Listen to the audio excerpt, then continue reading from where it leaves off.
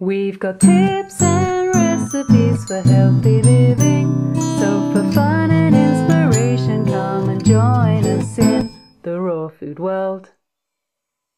Welcome everybody, this is Matt Monarch with the Raw Food World TV show, coming at you in Vilcabamba, Ecuador, and we're in our garden. And we got a very special guest for you today.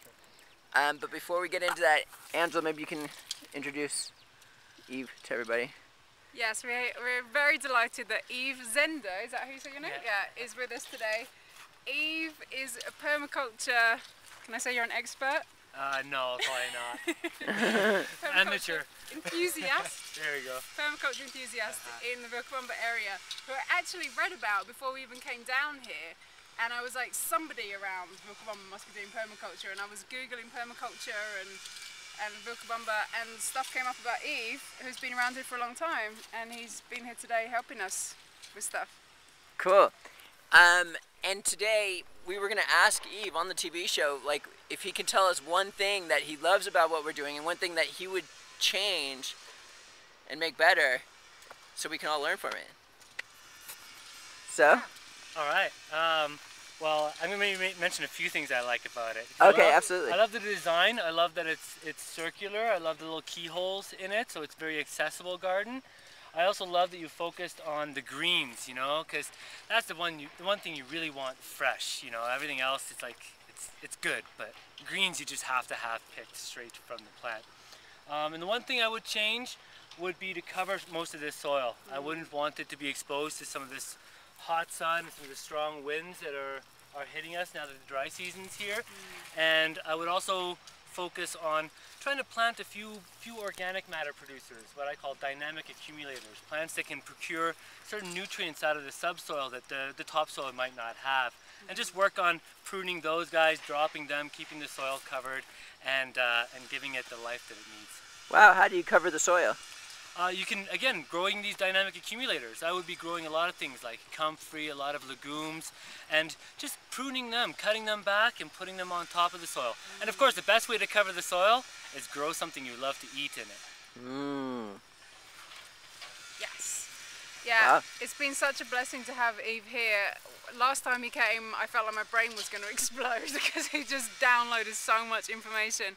Today it felt a little bit easier, but I still have like pages of notes from walking the lands together and talking about all the different things. So yeah, it's been a huge blessing. And you've been around here for years, right? About 6 years since I bought my project and started my regenerative Andean design.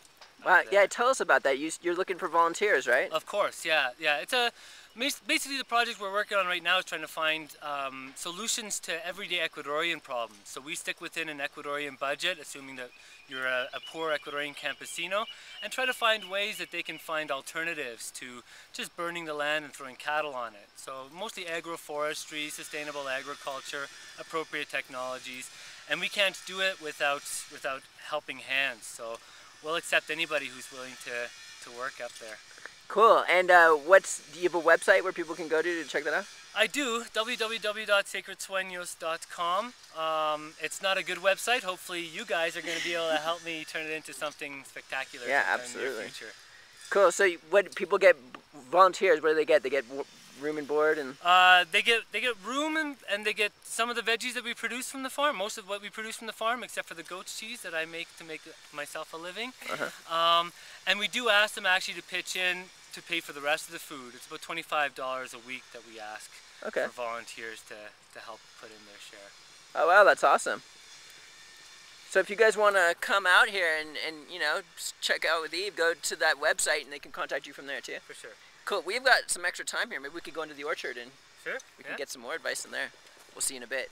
All right, guys, we're in the orchard now, and Eve's going to tell us what he likes about it. I like that there's lots of trees planted in it, and there's a nice little drip system going through it, and I like that you've mulched around the trees, so I think they could use more mulch. Oh yeah? There's our new drip system. So what do you mean by more mulch? Like, what does that look like? I would, again, try to cover around these trees. You know, it's powder dry around here. The tree right now probably doesn't have much for roots extending, but pretty soon its roots are going to be here, and it's not going to be moist here. There's not going to be as much life here. So I would try to keep it more covered. And I would work on trying to fill in this orchard. It's going to be a while before your mulberries actually reach each other. So throw stuff in here. Throw papayas, throw bananas, throw tomate de árbol. All those quick growing, fast fruiting, fillers that you can then take out as your bigger trees take up. And again, dynamic accumulators, nitrogen fixing plants. Throw in the plants that are going to create that organic matter that you can just chop down and put around your trees to give them your love. Wow. You see why my head nearly explodes when he comes to visit. It's like, woo! There's so much to take in, but it's fantastic. Did you actually ever do a permaculture course, or are you just like self-taught? I've never done a permaculture course in my life. Wow. I visited permaculture farms for about 4 years, and then got a ton of books and started learning from a lot of mistakes. And continue to learn from a lot of mistakes. And Cool. you came down from Canada, right? I was initially living in Canada. I went to Yeah. university in Canada. And I seem to remember reading your story on the internet that you came down here when you were like 19 or something originally. In university, I came down here younger. I came to Latin America, wrote my thesis, undergraduate thesis, on organic farms and intentional communities in Latin America, and realized that this was my place. Wow. And Eve lives way out in the hills, like Pristine air.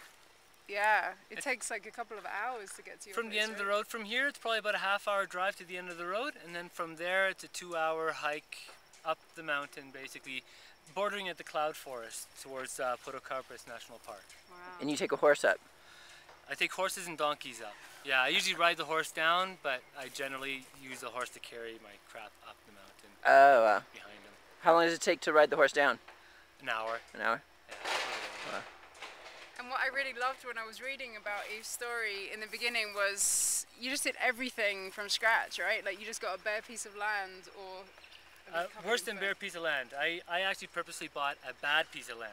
As you know, the title is Regenerative Andean Design. So I was looking for a piece that I could regenerate. I found a piece that had been lit on fire every year for about 100 years successively, and had nothing but bracken fern growing on top, and had a slope about like this.